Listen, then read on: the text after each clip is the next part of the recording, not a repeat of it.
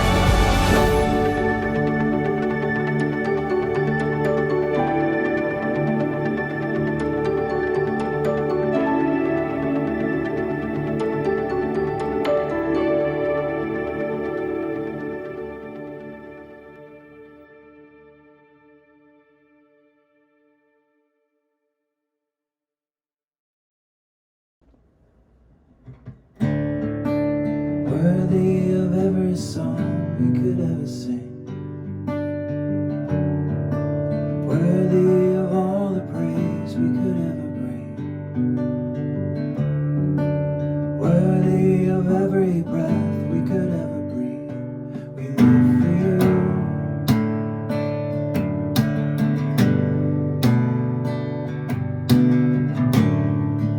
Jesus, the name above every other name. Jesus, the only one that could ever sing, worthy of every breath we could ever breathe. We live for you, oh, we live for you.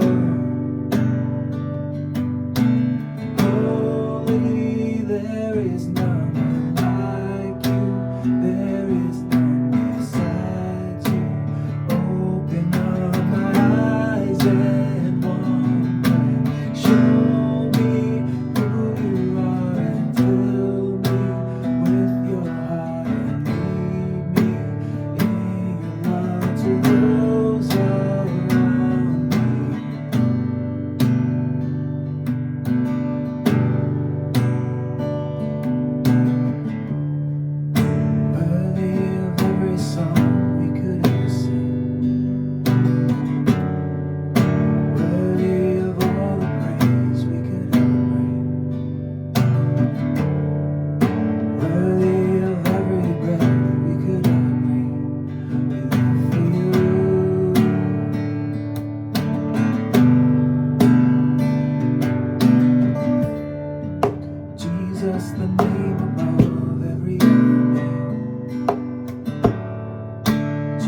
just the only one who could ever say,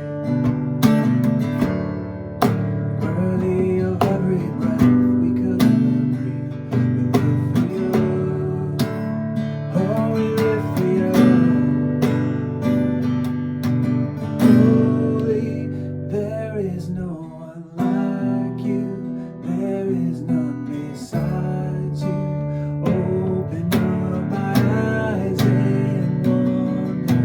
Show me who you are and fill me with your heart and lead me in your love to those around me. I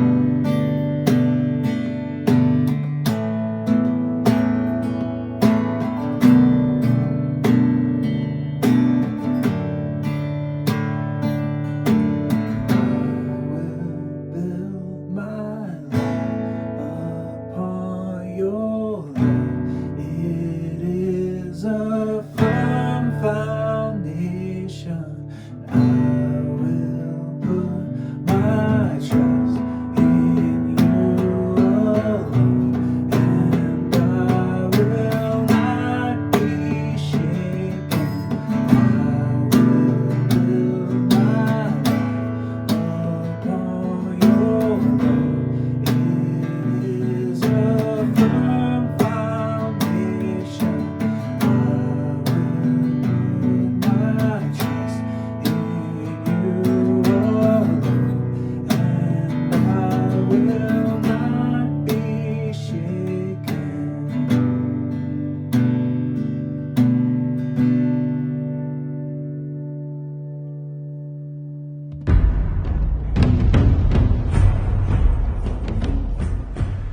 This past Monday was MLK Jr. Day, and of course, one of the things, maybe the thing, that he is known best for saying is, "I have a dream." And I've often wondered when I hear that speech, like, was that a real dream that Martin Luther King Jr. had when he was asleep? And if so, how did he process that dream? Our dreams are so volatile sometimes, and as Scrooge says about his vision of Marley in Dickens' A Christmas Carol, little things can affect them. A slight disorder of the stomach makes them cheat. You may be a piece of undigested beef or a bit of mustard, a crumb of cheese, a fragment of underdone potato. There's more of gravy than of grave about you, which is a terrible joke by a wonderful writer.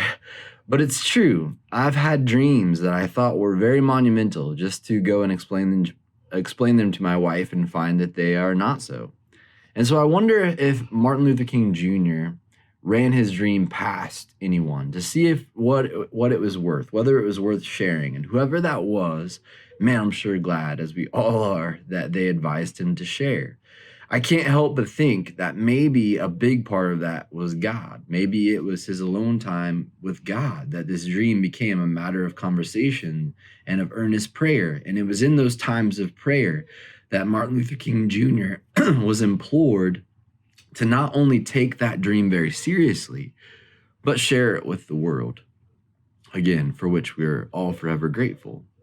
Now, I would never in a million years pretend to equate my dream with the dream that Martin Luther King Jr. had. Wouldn't dream of doing that. But I had a dream the other day, one that I think God gave to me. A dream that, however silly it may be, in my time of prayer, I believe that God told me that this wasn't just a dream for me. It was for me to share. And I share it in hopes that by this dream, you will be blessed. Now, blessed is an interesting word, right? It's often overused, and I sometimes wonder if we really know what it means. The definition is to pronounce words in a religious rite, to confer or invoke divine favor upon. And one of the first times that this happens in the life of Jesus is in Jesus's baptism. And I love the opening of the words from this story in Luke 3:21. It says this: when all the people were being baptized, Jesus was baptized too. Now, more about that in a bit, but first, the rest of the story. So it says in the Bible, as he was praying, heaven was opened, and the Holy Spirit descended on him in bodily form like a dove. And a voice came from heaven: "You are my son, whom I love. With you I am well pleased." Now, there's two ways really that we should unpack this story, as is the case with all of Jesus's life. The other day, I was kind of unpacking this story in one of those ways with engaged kids, and we were talking about this story, and I was asking them, how many of you have ever seen the heavens opened up? Which, of course, like none of them said they had. And this is a really divine moment where Jesus is showing that he is fully God. The heavens open up and God descends upon Jesus like a dove. This is a moment where God is saying, this is not just any person. This is actually the Son of God, God in the flesh. But there's another way to unpack this. And the author begins the story again by saying this: when all people were being baptized, Jesus was too. You see, just as Jesus is fully God, he is also fully us, fully human. So we must process this story from that angle too. From the divine angle, it makes total sense that God looks at Jesus, the Son of God, and says to him, I am pleased with you. You bring me joy. I'm delighted with you. The question for us to ponder is, from that human angle, does it make just as much sense for us? Where Jesus stands in the water as this most significant and most appropriate representative of all of mankind before God. And in a very real way, I believe we are supposed to see ourselves there in the water too, in that moment. And God's saying to us, you're my child, and I am pleased with you. You bring me joy. You bring me delight, just who you are right now. It's interesting and also very important, I think, to note that Luke places this story before Jesus does anything, before he does anything in his ministry. And I think that's on purpose, because Jesus and we have done and cannot do anything to earn God's delight. You just have it. A part of being God's beloved is to know that God enjoys you very much right now, just as you are. So, to my dream. It started off as a recurring nightmare that I often have. I'm about to go and speak on a stage of any kind to any kind of group of people, and I am unprepared. This is a recurring nightmare that I have. And sometimes I haven't written the talk I'm going to give. Sometimes I can't find it. This particular time, a fun one, I couldn't open my iPad. A fun little problem. I couldn't remember the password to get into my iPad. So the person up on stage is introducing me, and I am fumbling around with my iPad right before I have to go on stage. And then something unexpected happened. Something that had not happened in this recurring nightmare. My son, my 9-year-old son, Isaiah, enters into the dream, and he's there with me. He's by the side of the stage with me, and he has a very interesting request. He asks me if he can dance on the stage before I speak.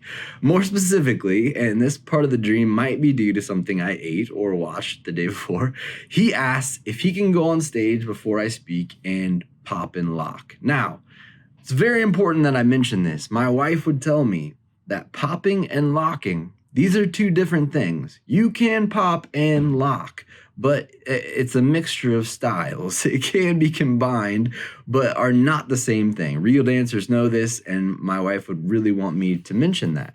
So, also, regardless of the style of dance, what you should know is that my son Isaiah would never ask to do this. Even as I told Isaiah about this dream, he was like, Dad, why would I ever do that? He wouldn't. I was very aware of how unusual this request was in my dream, which is why I said to him immediately, absolutely you can. Yeah, absolutely, man. You can pop, you can lock, you can do whatever you want to do. This is amazing. Absolutely you can. So Isaiah and I, in the dream, we go up on the stage together. And I honestly, in the dream, am somewhat relieved, because maybe as Isaiah is dancing, this gives me a little bit more time to figure out what my stupid password is on my iPad. So I introduce Isaiah, and everyone applauds, man. And the music is about to start. And I turn and I look at my boy's face and I see Isaiah. Now, he asked to do this, but his face, as Isaiah's can, if you know him, his face is telling me a million things. Most notably, oh no. What did I do? I'm scared. I didn't think this through. What are these people gonna think about me, etc., etc.? Basically, just the personification of deer in the headlights. And all of a sudden, I couldn't have cared less about the dumb iPad password. And I leaned down and I took a hold of Isaiah's shoulders, leaned down till we were almost nose to nose, and I said to him, Isaiah, it doesn't matter what you do in these next few moments. You could run off this stage. You could dance your heart out. You could dance your heart out. You could trip. You could moonwalk. You could do whatever. Nothing you could do in these next few moments could ever change the fact that you are my boy.